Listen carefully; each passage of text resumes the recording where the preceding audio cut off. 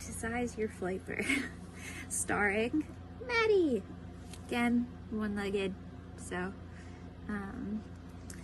not gonna be the same for all breeds, but at least for the typical kind of more typical built pigeons, he's really petite, so like his size is going to be smaller, but the same principles will apply regardless, as long as you don't have a weird breed like a powder or fantail, anything like that, or the ones that have sort of weird feathers in weird places. So basically you want it to sit right against their chest, right against their body. So the whole Flyper should be touching the entire body.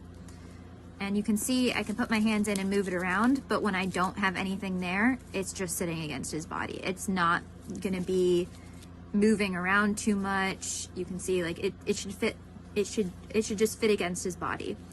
The tighter part is gonna be sort of towards the back right here along his hips. So you can see I can still fit a finger in there, but it's gonna be a little bit more snug. I can sort of just fit a finger there. And that is fine. You want it to be sort of right against, you want to see this should be right against the body. And that's because you want, especially the underside, to be right up against his butt. So you can see there's not a gap there. There's not, like, it's not dangling, it's not hanging. And here, you know, I can move it around, but it's, when I'm not touching it, when I'm not manipulating it, it's sitting right against his body.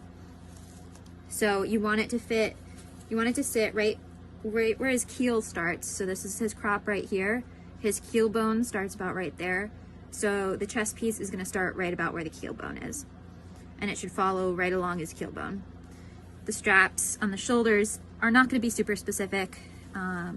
As long as, again, they're not hanging, they're not getting caught. You don't want them to get caught on their wings. They should sit snugly in between the wing and his body. So you can see it's going to fit right in this gap here.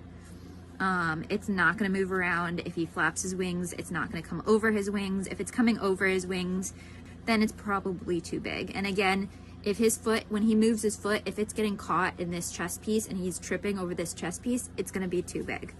So you want it to be pretty snug. You want it to fit right against his body. But again, there's no pressure. He's not restricted. He can't not breathe. He can't like not move around.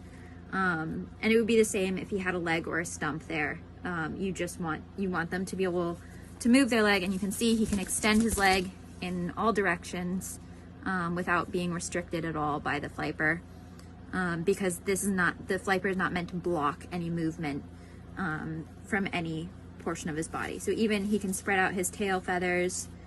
You want there to be some nice movement.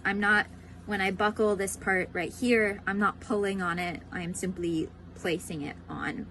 But again, it's gonna fit pretty nicely against his body. Sometimes there's a few weird gaps up here just because of like how big their tail feathers are, or just their hips or whatever. And that's fine. You just don't want it to be bigger on the underside where their feet can get caught.